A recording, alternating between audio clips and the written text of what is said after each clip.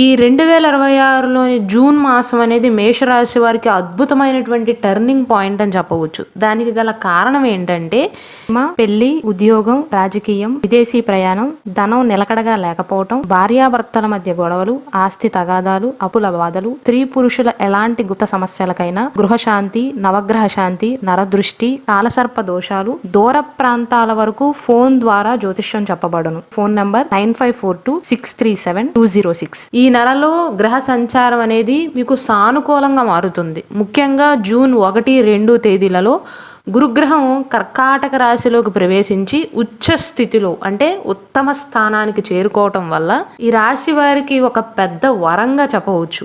దీనితో పాటు శుక్రుడు, బుధుడు, సూర్యుడు యొక్క అనుకూలమైనటువంటి సంచారం వల్ల ఈ నెలలో ఖచ్చితంగా మీదే పైచేయి అవుతుందండి.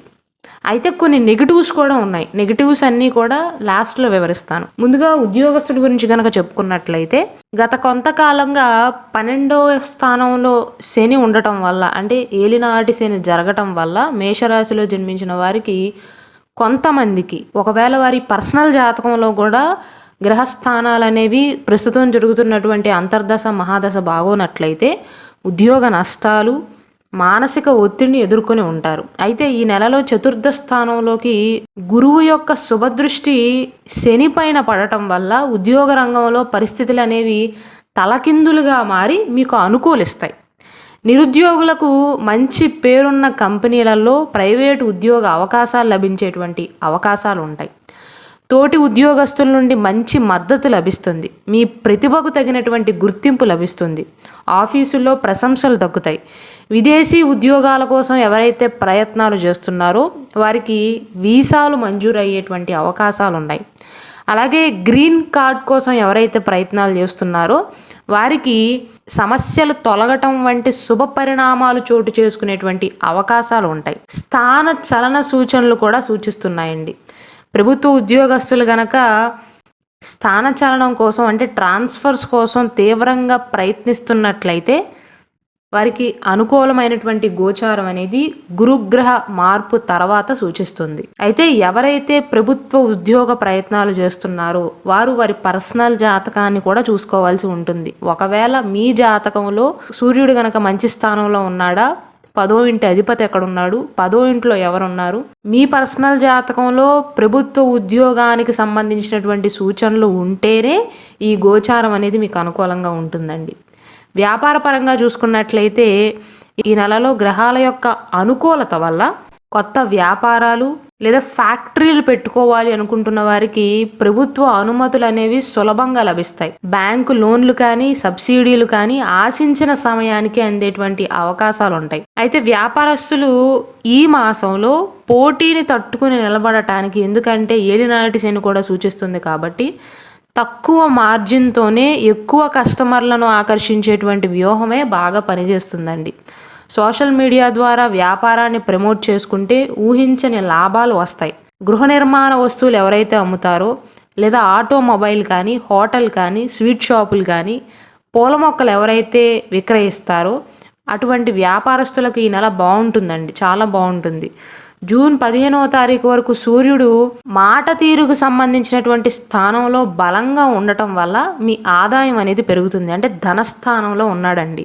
ఇల్లు కొనాలన్నా, భూముల యొక్క రిజిస్ట్రేషన్ చేయాలి అన్నా, ఇంటిని రినోవేట్ చేయాలి అన్నా, కొత్త వాహనం కానీ గ్యాడ్జెట్స్ కానీ కొనాలి అన్నా ఉత్తమమైనటువంటి మాసంగా చెప్పవచ్చు. అయితే అధిక మాసం కాబట్టి మీ పర్సనల్ జాతకం ప్రకారం ఏ రోజైతే అనుకూలిస్తుందో దాని ప్రకారం చేసుకోవటం మంచిదండి. ఆరోగ్యపరంగా చూసుకున్నట్లయితే చతుర్థ స్థానంలో గురువు యొక్క రాక వల్ల ముఖ్యంగా 60 ఏళ్ళు పైబడిన సీనియర్ సిటిజన్స్ ఎవరైతే ఉన్నారో దీర్ఘకాలిక వ్యాధులతో బాధపడే వారికి ఆ నొప్పులు, బాధల నుండి విముక్తి లభించేటువంటి మార్గాలు సులువుగా దొరికేటువంటి అవకాశాలు ఉన్నాయి. మెడికల్ సపోర్ట్ అనేది బాగా అందుతుందండి. రాశ్యాధిపతి అయినటువంటి కుజుడు జూన్ 21వ తారీఖున వృషభ రాశిలోకి అంటే మీ ద్వితీయ స్థానానికి మారటం వల్ల కొంతమందిలో అంటే బాడీలో హీట్ అనేది పెరుగుతుందండి. ఉష్ణ సంబంధిత సమస్యలు వస్తాయి. గొంతు, కళ్ళు, నరాల బలహీనత వంటి చిన్నపాటి ఇబ్బందులు రావచ్చు. సీనియర్ సిటిజన్స్కి బాగానే ఉంటుంది, కానీ 21వ తారీఖు తర్వాత మాత్రం రోగనిరోధక శక్తి అనేది మీ శరీరంలో కాస్త తగ్గేటువంటి అవకాశాలు ఉంటాయి. అయితే మేషరాశి వారు ఆయిల్ ఫుడ్స్కి కానీ జంక్ ఫుడ్స్కి కానీ దూరంగా ఉండాలి. రాత్రి వేళల్లో ఆలస్యంగా మొబైల్ చూడటం మానేసి సమయానికి నిద్రపోవటం కానీ, ఉదయాన్నే లెగిసి వ్యాయామం చేయటం కానీ, మెడిటేషన్ చేయటం వల్ల ఆరోగ్యం అనేది అద్భుతంగా కుదుటపడుతుంది. విద్యాపరంగా చూసుకున్నట్లయితే 3వ స్థానంలో బుధుడు శుక్రుడితో కలిసి సంచరించటం వల్ల విద్యార్థులకు చదువుపైన ఏకాగ్రత అనేది పెరుగుతుందండి. నా బుద్ధి అనేది సానుకూలంగా పనిచేస్తుంది, నేను సాధించగలను, ర్యాంకు కొట్టగలను అనేటువంటి ఆత్మవిశ్వాసం, ధైర్యం బుధుడు వల్ల కలుగుతాయి. వారు నేర్చుకునేటువంటి విద్యను సక్రమ మార్గాల్లో ఉపయోగించి పరీక్షల్లో మంచి స్కోర్ని సాధించగలుగుతారు. అయితే ఇంకొక రిస్క్ కూడా ఉందండి. ఆన్లైన్ గేమ్లు ఆడటం కానీ, సోషల్ మీడియాలో తెలియని వారితో చాటింగులు చేస్తూ సమయాన్ని వృధా చేసుకోకపోవటం మంచిదండి. అటువైపు ఆకర్షితులయ్యేటువంటి అవకాశాలు ఉన్నాయి విద్యార్థులు. వివాహయోగ పరంగా చూసుకున్నట్లయితే పెళ్లి సంబంధాల కోసం ఎవరైతే ప్రయత్నాలు చేస్తున్నారో ఈ నెలలో అంత అనుకూలమైనటువంటి గోచారం లేనప్పటికీ కూడా ఉచ్చ స్థానంలో గురువు యొక్క ప్రభావం వల్ల ఇంట్లో పెళ్లి సంబంధాలకు సంబంధించినటువంటి చర్చలు అయితే మొదలవుతాయండి. పెళ్లికి కావాల్సినటువంటి వాతావరణం, అడ్డంకులు తొలగిపోయేటువంటి మంచి పరిస్థితులు అనేవి జరుగుతాయి. ఒకవేళ మీరు చేసుకోబోయేటువంటి జీవిత భాగస్వామి యొక్క జాతకంలో కూడా ఈ సమయంలో గురుబలం గనక ఉన్నట్లయితే ఈ నెలలోనే సంబంధం నిశ్చయమయ్యేటువంటి అవకాశాలు ఉంటాయి. సంతాన యోగ పరంగా చూసుకున్నట్లయితే సంతానం కోసం ఎదురు చూస్తున్నటువంటి దంపతులకు గురు అనుకూలత వల్ల మెడికల్ ట్రీట్మెంట్ ఫలించేటువంటి అవకాశాలు ఉన్నాయండి. విడిపోయిన దంపతులు కూడా మనసు విప్పి మాట్లాడుకుని మళ్ళీ కలిసేందుకు కూడా గ్రహాలు చక్కటి అవకాశాన్ని ఇస్తాయి.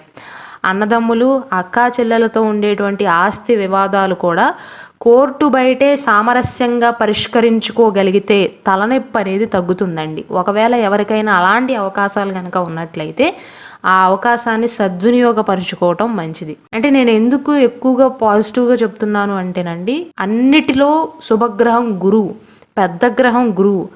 ఆ గురువు ఉచ్చ స్థితిలో అంటే ఎగ్జాల్టెడ్ పొజిషన్లో మంచి స్థానంలోకి రాబోతున్నాడు, మీ సుఖస్థానంలోకి రాబోతున్నాడు, మాతృస్థానంలోకి రాబోతున్నాడు, చతుర్థ స్థానంలోకి రాబోతున్నాడు. కాబట్టి నెగిటివ్ అనేది కొద్దిగా పాజిటివ్గా మారుతుంది. అయితే కొన్ని నెగిటివ్స్ కూడా ఉన్నాయి, అవి కూడా వివరిస్తానండి. ఎవరికైతే ఆల్రెడీ వివాహం అయిందో, వివాహపరంగా సంతోషంగా లేరో వారు అనవసరమైనటువంటి ఆకర్షణలకు దూరంగా ఉంటేనే మీ వివాహ జీవితం అనేది కాస్త మెరుగుపడుతుంది.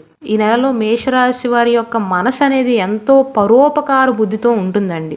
అంటే వారిని ఇబ్బంది పెట్టిన వారికి కూడా సహాయం చేసేటువంటి ఉదార స్వభావాన్ని చూపిస్తారు. అంటే జీవుల పట్ల ప్రేమ కానీ, మొక్కలు పెంచాలనేటువంటి ఆసక్తి కానీ పెరుగుతాయి. అయితే ఈ మాసంలో అంటే జూన్ మాసంలో మేషరాశి వారు రహస్యాలను దాచుకోవటమే మంచిది. అంటే మీ భవిష్యత్తు ప్రణాళికల గురించి, అంటే ఫ్యూచర్ ప్లాన్స్ గురించి కానీ, కొత్త బిజినెస్ ఐడియాల గురించి కానీ ఎవరికి ముందే చెప్పకపోవటం మంచిది. పనులు పూర్తయ్యేంత వరకు వాటిని రహస్యంగానే ఉంచటం వల్ల దిష్టి తగలకుండా పనులు అనేవి సజావుగా సాగుతాయండి. అన్ని గ్రహాలు బాగానే ఉన్నాయి కదా, చాలా వరకు గ్రహాలు అనుకూలిస్తున్నాయి కదా, శుభగ్రహం అయినటువంటి గురువు అనుకూలిస్తున్నాడు కదా అని కంగారుగా మాత్రం నిర్ణయాలు తీసుకోవద్దు. శని భగవానుడు ఇంకా మీ 12వ స్థానంలో అంటే వ్యయస్థానంలోనే ఉన్నాడు. గురువు యొక్క శుభదృష్టి ఉన్నప్పటికీ శని తన చిన్న చిన్న పరీక్షలను పెడుతూనే ఉంటాడు. కాబట్టి రూపాయి ఖర్చు పెట్టేటప్పుడైనా, కొత్త అడుగు వేసేటప్పుడైనా సరే 1-2 సార్లు ఆలోచించి పెద్దల యొక్క సలహాలు తీసుకునే ముందడుగు వేయండి.